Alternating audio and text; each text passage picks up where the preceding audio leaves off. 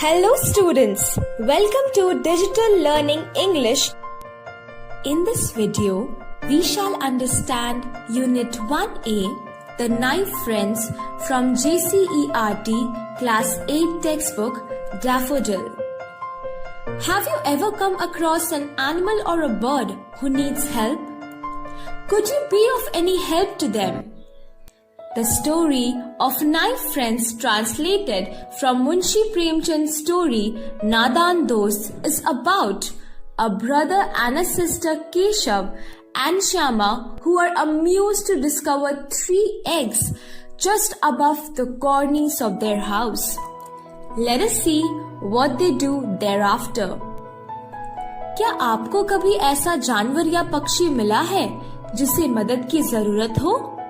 क्या आप उनकी मदद कर पाए?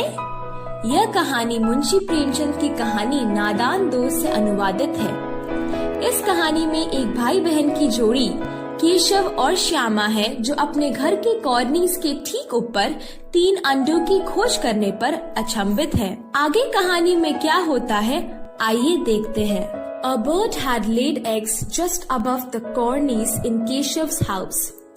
Both Keshav and his sister Shyama would watch the bird intently as it flew back and forth. Keshav के घर में कॉर्निस के ऊपर एक चिड़िया ने अंडे दिए थे। केशव और उसकी बहन श्यामा दोनों बड़े ध्यान से चिड़ियों को वहाँ आते जाते देखा करते। First thing every morning, the two would come and stand in front of the cornice, rubbing their eyes, barely awake. The pleasure they drew from seeing the 2 birds was so great that they even forgot about the joys of milk and jalebis.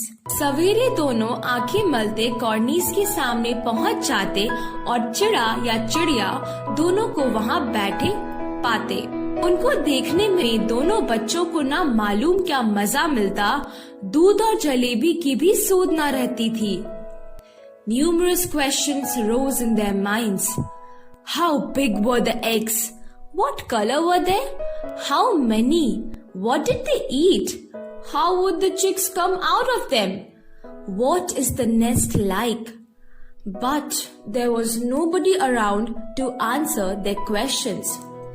दोनों के दिल में तरह तरह के सवाल उठते। अंडे कितने बड़े होंगे? किस रंग के होंगे? कितने होंगे? क्या खाते होंगे? उनमें बच्चे किस तरह निकल आएंगे? बच्चों के पर कैसे निकलेंगे?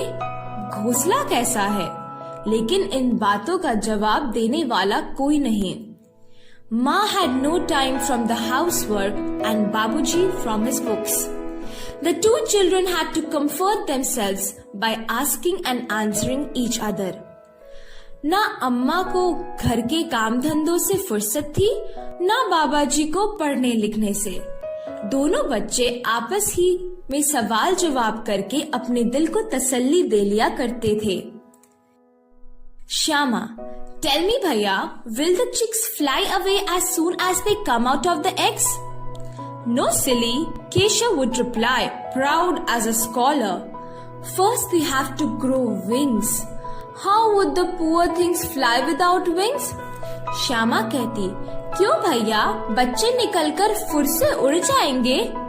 केशव विद्वानों जैसे गर्व से कहता, नहीं रे पगली, पहले पर निकलेंगे, बगैर पैरों के बेचारे कैसे उड़ेंगे?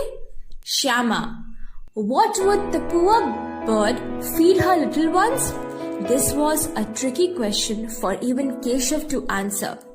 श्यामा, बच्चों को क्या खिलाएगी बेचारी? केशव इस पेचीदा सवाल का जवाब कुछ ना दे सका। A couple of days went by and the children's curiosity increased. They were eager to see the eggs.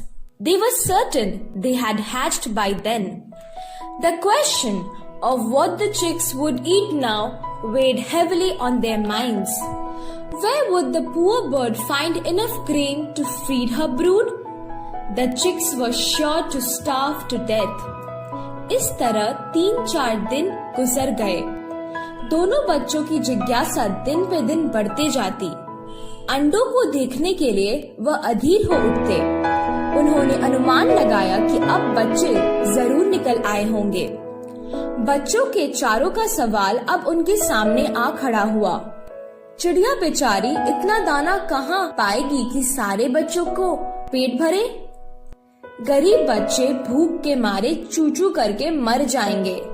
This thought left the siblings very anxious. They decided to scatter some grain on the cornice for the bird to pick. Shyama said happily, "Oh, then the bird won't have to fly anywhere in search of food, will she?"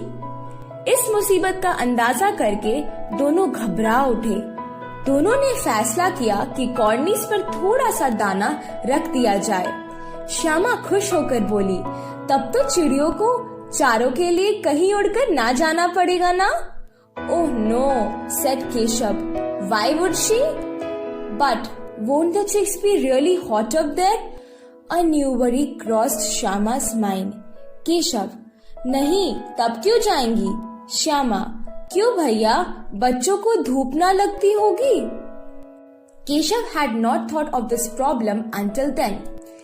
Yes, he said. They are probably dying of thirst up there. There is no shade above them even. Keshav का ध्यान इस तकलीफ की तरफ ना गया था। बोला, जरूर तकलीफ हो रही होगी, बेचारे प्यास के मारे तड़प रहे होंगे, ऊपर छाया भी तो कहीं नहीं। It was finally decided that a makeshift roof would be erected above the nest. The proposal for a bowl of water and some grain of rice was also approved. आखिर यही फैसला हुआ कि घोंसले के ऊपर कपड़े की छत बना देनी चाहिए। पानी की प्याली और थोड़ी सी चावल रख देने का प्रस्ताव भी स्वीकृत हो गया। Both the children began to work in earnest. Shyama quietly brought some rice from the clay pot. Keshav secretly emptied the stone bowl of its oil, scrubbed it clean and refilled it with water. दोनों बच्चे बड़े चाव से काम करने लगे। श्यामा माँ की आंख बचाकर मटके से चावल निकाल लाई। केशव ने पत्थर की प्याली का तेल चुपके से जमीन पर गिरा दिया और खूब साफ करके उसमें पानी भरा। But where to get the cloth for the shelter and how to make the roof stay up without support? Keshav puzzled over the problem for a while before it was finally resolved. Go and bring the garbage basket. Make sure Ma doesn't see you. अब चांदनी के लिए कपड़ा कहाँ से लाए? फिर ऊपर बगैर छड़ियों के कपड़ा ठहरेगा कैसे? और छड़ियाँ खड़ी होंगी कैसे? केशव बड़ी देर तक इसी उधेड़-बुन में रहा। आखिरकार उसने यह मुश्किल भी हल कर दी। श्यामा से बोला, जाकर कूड़ा फेंकने वाली टोकरी उठा लाओ, अम्मा जी को मत दिखाना। But it's got a hole in the middle. Will it keep the sun out? First bring the basket, Keshav said with a slight irritation. I'll take care of the hole. Shyama, वह तो बीच में फटी हुई है, उसमें धूप ना जाएगी? केशव ने झुंझला कर कहा, तू टोकरी तो ला, मैं उसका सुराग बंद करने की कोई हिकमत निकालूंगा। Shyama went running and returned with the basket. Keshav stuffed the hole with some paper and rested the basket against the branch of a nearby tree.